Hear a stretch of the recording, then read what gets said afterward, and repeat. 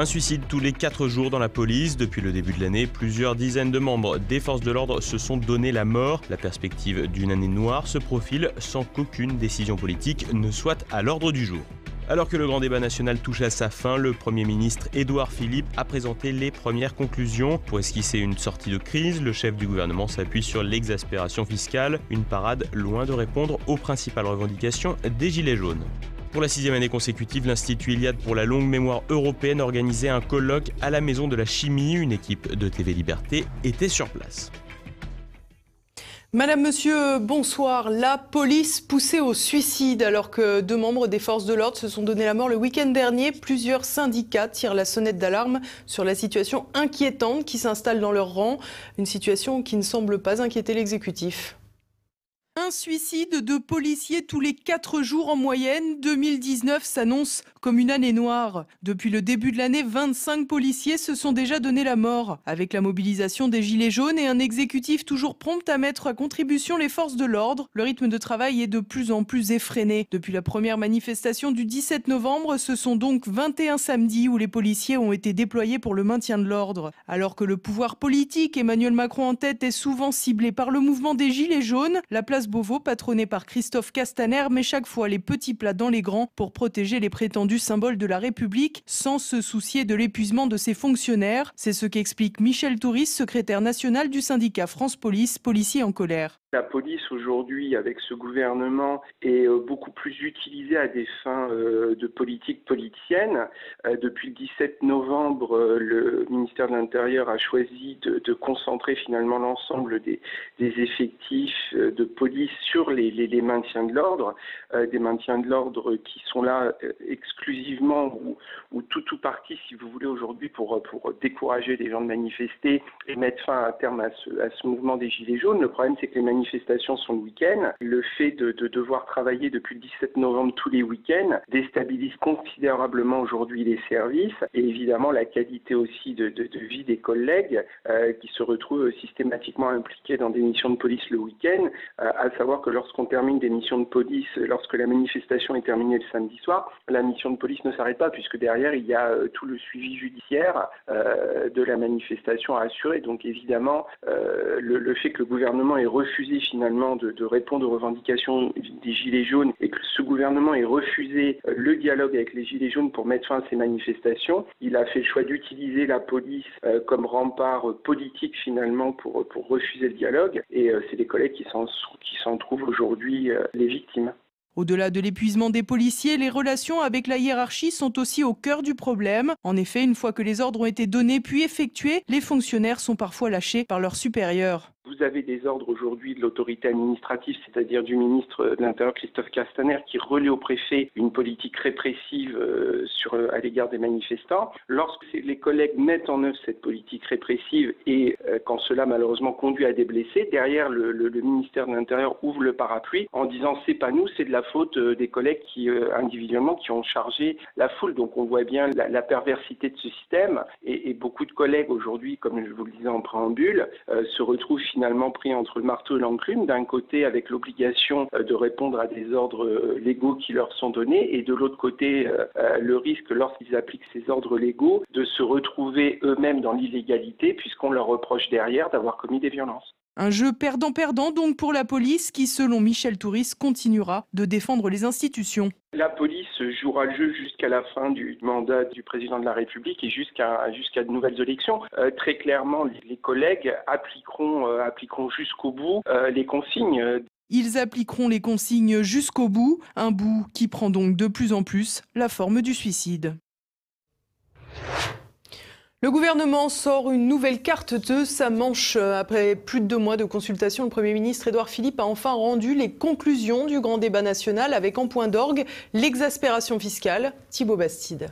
Aux grands mots, les petits remèdes. Lundi, le Premier ministre Édouard Philippe a rendu les conclusions du grand débat national, lancé en janvier dernier pour répondre au malaise social exprimé par le mouvement des Gilets jaunes. Ainsi, au cours d'une présentation en grande pompe au Grand Palais de Paris, le chef du gouvernement et les 2 ministres coordinateurs de ce débat, Emmanuel Wargon et Sébastien Lecornu, se sont targués de la réussite de l'initiative en mettant en avant près de 2 millions de participants. les 10 000 débats et les 16 000 cahiers citoyens. Une réussite sur la forme, moins sur le fond. En effet, alors que les Gilets jaunes ont réclamé pendant près de 5 mois la mise en place du référendum d'initiative citoyenne, le RIC, la baisse de la CSG et le rétablissement de l'ISF, Édouard Philippe a préféré miser sur un sujet plus global, le ras-le-bol fiscal. Notre pays a atteint aujourd'hui une sorte de tolérance fiscale zéro. Je ne sais pas si on peut l'appeler comme ça, mais c'est souvent comme ça qu'elle est exprimée. Les débats, je le crois, nous indiquent clairement la direction à prendre. Nous devons baisser et baisser plus vite les impôts. Baisser les impôts plus vite, un credo loin d'être novateur qui figurait déjà dans le programme présidentiel d'Emmanuel Macron.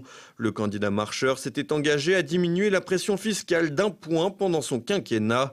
Ainsi, rien de nouveau sous le soleil, mais en mettant l'accent sur l'exaspération fiscale. Le gouvernement tente d'englober les revendications de justice sociale des Gilets jaunes dans un même panier, voire de les travestir pour faire passer la pilule. S'il est certain que toutes les parties s'accordent sur le diagnostic, les mesures officielles qui clôtureront le grand débat ne sont pas encore annoncées et l'enfumage pourrait se poursuivre de plus belle. En effet, qui dit baisse d'impôts dit baisse de dépenses. C'est là que les conclusions du grand débat national pourraient atteindre leurs limites. En effet, loin d'améliorer le pouvoir d'achat réclamé par les Gilets jaunes, les coupes budgétaires pourraient surtout annoncer une dégradation des services publics, notamment dans l'administration générale, les hôpitaux ou dans le champ social. De quoi mettre un peu plus le feu aux poudres alors que la décision finale reviendra à Emmanuel Macron lui-même, le chef de l'État qui a promis de répondre sans entêtement et sans reniement au grand débat national. Une nouvelle application de la stratégie du « en même temps » qui annonce parfaitement la façon avec laquelle Emmanuel Macron entend éteindre les Gilets jaunes. Samedi, l'Institut Iliade organisait son 6e colloque annuel à la Maison de la Chimie au cœur du 7e arrondissement de Paris. Le thème « Europe, l'heure des frontières ». Un reportage de Guillaume GS. C'est la 6e édition du colloque Iliade, consacré à Europe, l'heure des frontières. On pose la question des frontières de notre continent, les frontières spatiales évidemment, géographiques, mais aussi anthropologiques. Donc tout au cours de la journée, on se pose cette question. Il y a une très très riche production intellectuelle, littéraire, qu'on peut voir sur les nombreux stands évidemment de la nouvelle librairie qui est à la librairie partenaire de l'Institut Iliade, mais aussi de toutes ces revues, de tous ces ouvrages. Ça foisonne autant dans la création intellectuelle que la création artistique aussi, puisque l'Iliade depuis 5 ans a créé la carte blanche artistique qui invite des artistes, ils sont près d'une 60aine à avoir joué le jeu, à illustrer le thème. Là, en l'occurrence, cette année, celui des frontières. J'ai parlé à propos des frontières, mais surtout de la nécessité de penser pourquoi on a besoin des frontières et où on a besoin des frontières. Donc, je pense que ce que je dis aujourd'hui, c'est qu'il faut quand même penser à un destin européen, à un projet européen, parce qu'on a besoin de l'Europe, on a besoin de continuer notre civilisation européenne, et donc bien sûr on a besoin des frontières à l'extérieur, mais on a besoin aussi des fondations de l'Europe, de reconstruire des fondations de l'Europe pour réussir à garder la civilisation européenne. Ce que je dis pour l'essentiel, c'est que la manière propre aux Européens de construire l'espace, que ce soit l'espace personnel, l'espace de la cité, l'espace politique, c'est toujours de conjuguer deux valeurs conjointes, celle du soi et celle du non-soi. On peut faire ça en biologie, on peut faire ça dans d'autres domaines, mais les Européens ont toujours fait ça dans le domaine politique. Alors, le Club des 100, c'est ce qui permet l'organisation de ce colloque, c'est ce qui permet les formations, c'est ce qui permet de tenir le site internet, c'est ce qui permet de réaliser des vidéos. Comment ? Eh bien, par un soutien financier, parce que organiser un colloque tel que celui d'aujourd'hui, où il y aura plus de 1000 personnes dans une salle prestigieuse comme la Maison de la Chimie, c'est structurellement déficitaire.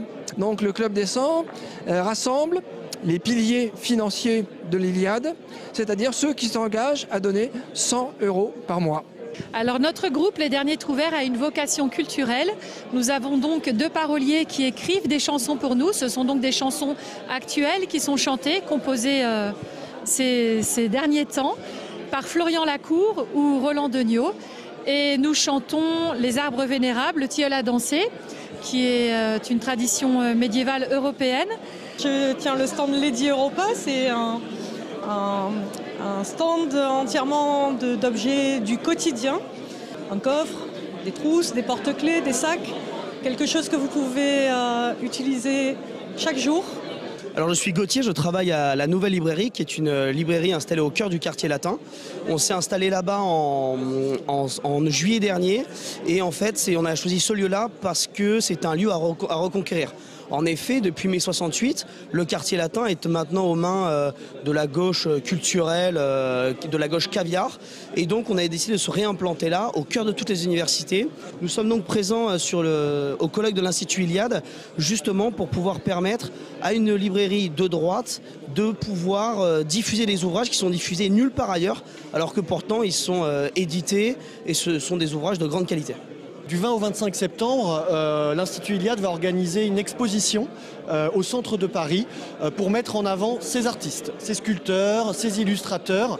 Un petit peu comme la Nouvelle Librairie qui vient de s'installer dans le quartier latin, il s'agit pour nous d'avoir pignon sur rue et de montrer qu'au moment où le règne de l'absurde, le règne du laid a tendance un petit peu à s'imposer, eh bien, nous avons notre carte à jouer, c'est celle du beau, du juste, du bien.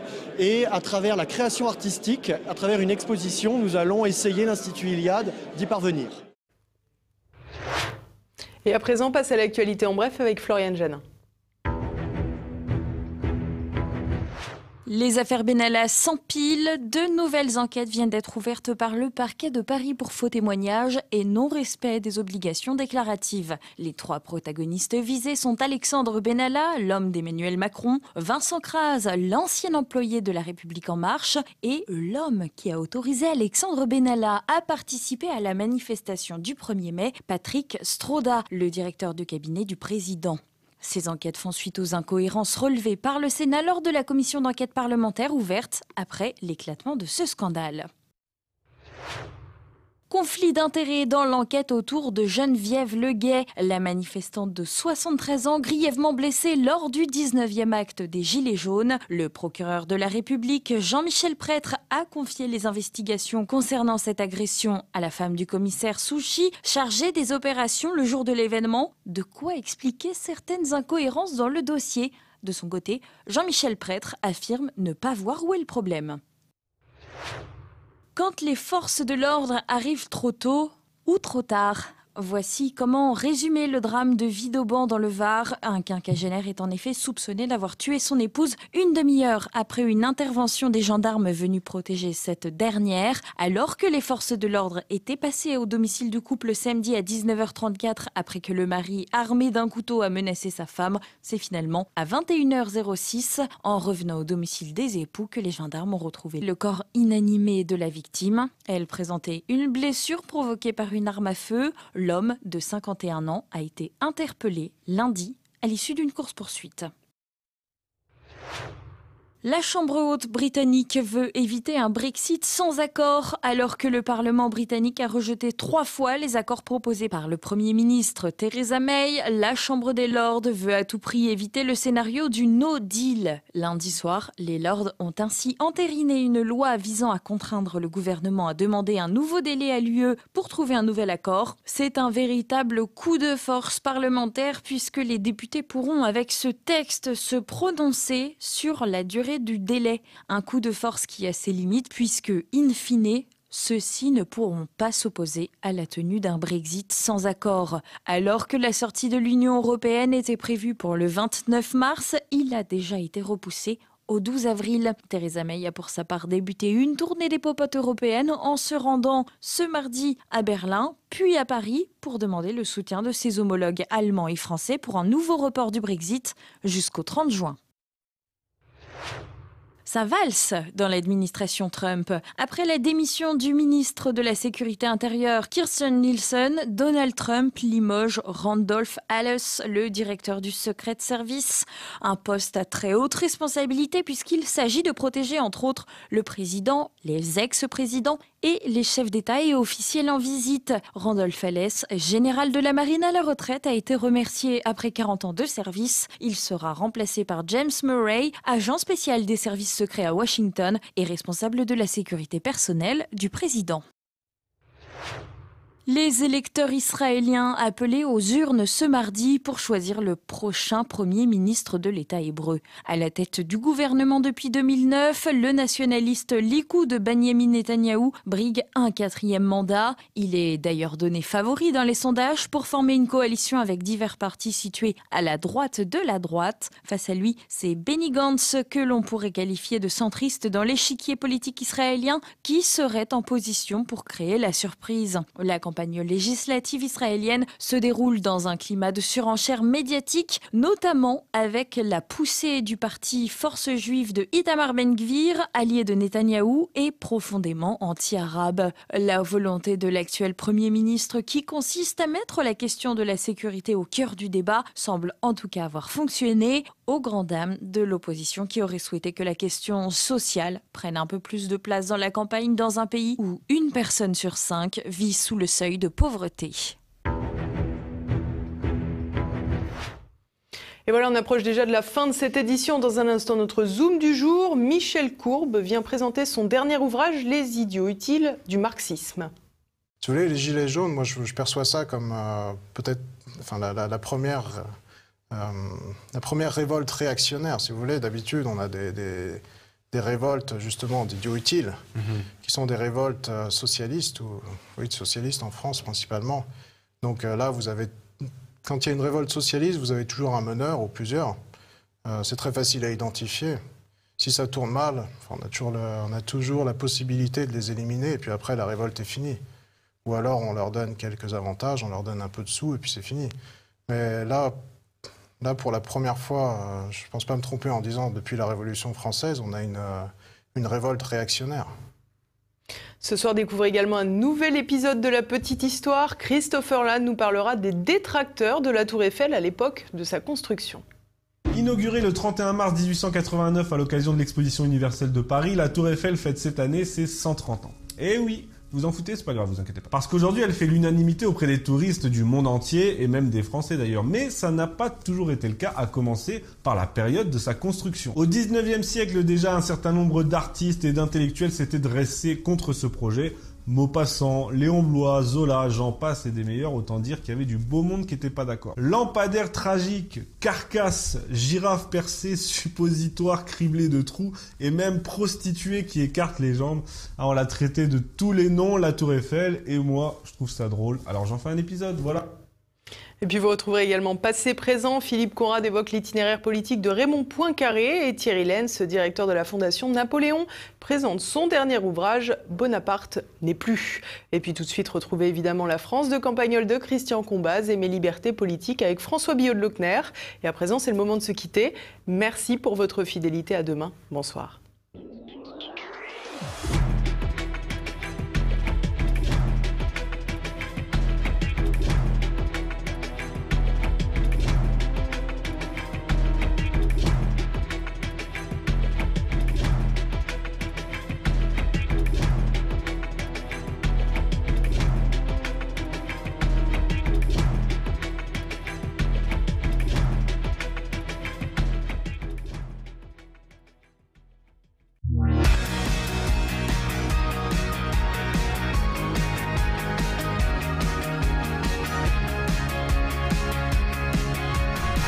C'est une discussion qui a commencé à propos de livres entre Gustave et moi dans sa boutique minuscule, qui n'est vraiment pas le genre d'endroit où on consulte les ouvrages et où on fait salon.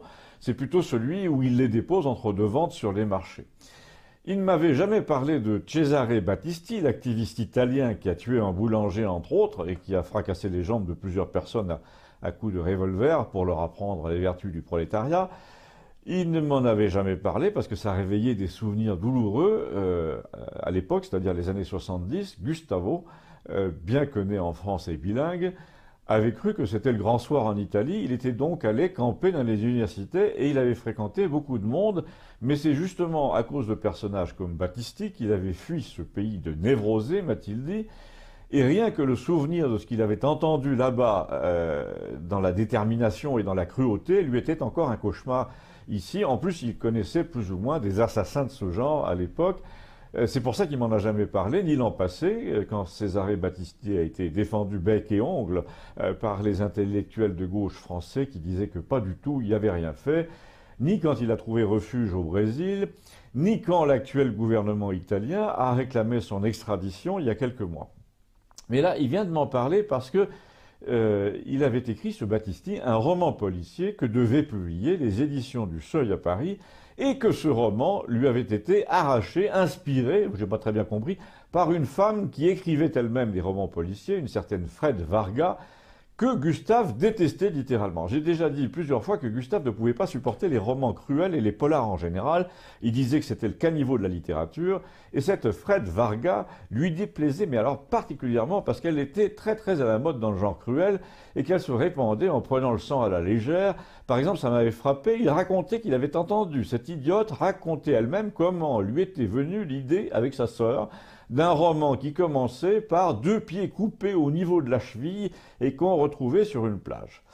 Mais surtout, elle faisait partie, m'a-t-il raconté, de la gauche parisienne branchée qui trouve que ce serait pas mal d'extrader Julian Assange, que ce serait une bonne idée, parce qu'il contribue à déstabiliser le monde libre et radieux selon Hillary et Macron, en balançant des fake news sur le financement de leur campagne.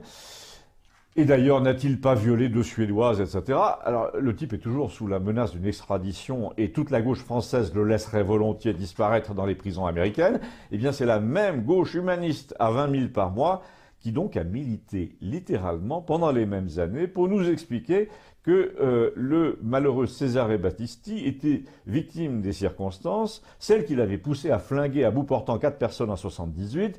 Vous allez me dire, mais non, pas du tout, il ne l'a jamais fait, il disait que l'enquête avait été bâclée. Manque de peau, 5 ans après, coup de théâtre, la justice suédoise laisse tomber le montage grossier sur le prétendu viol des 2 filles par Assange, mais le président du Conseil italien lui réclame et obtient l'extradition de Battisti. À qui se fier, n'est-ce pas? Mais on va se battre. Hein. Guy Bedos, Jacques Lang et toute la clique qui nage dans l'oseille, Fred Varga en tête, vont se battre pour clamer l'innocence de Battisti, comme naguère celle de Roman Polanski. Pour un peu le mec, me dit Gustave, il aurait présidé le jury du festival policier de Cognac. Hélas, hélas, notre homme déclare au juge qu'il a un truc à leur dire, c'est qu'il a bel et bien tué 4 personnes, avant de trouver refuge commodément dans la France de Mitterrand, puis dans le Brésil socialiste. Alors Gustave m'a interrompu au milieu d'une phrase où j'essayais de lui dire que c'était un cas d'envoûtement. Ce Battisti était un gourou hypnotiseur. Il avait réussi à convaincre tous ces gens qu'il était innocent. Mais il m'a dit, attends, tu crois que les gens comme Lionel Jospin, par exemple, qui était dans la mouvance trotskiste-lambertiste, et tous les trotskistes en général qui ont envahi les journaux à Paris sous Mitterrand, parlaient d'autre chose à l'université que de tirer à bout portant sur les élites? C'était leur credo, ça, prendre le pouvoir par l'assassinat et par la terreur. Et maintenant, on vient nous dire que s'ils avaient su, ils n'auraient pas défendu Battisti. Mais la vérité, c'est qu'ils savaient, parce qu'ils lui ressemblaient. Donc en l'absolvant, ils s'absolvaient eux-mêmes. En fait, c'est de la couverture, c'est de la non-dénonciation de crimes, comme pour Monseigneur Barbarin, mais c'est pas puni de la même façon, visiblement. Abonnez-vous, merci.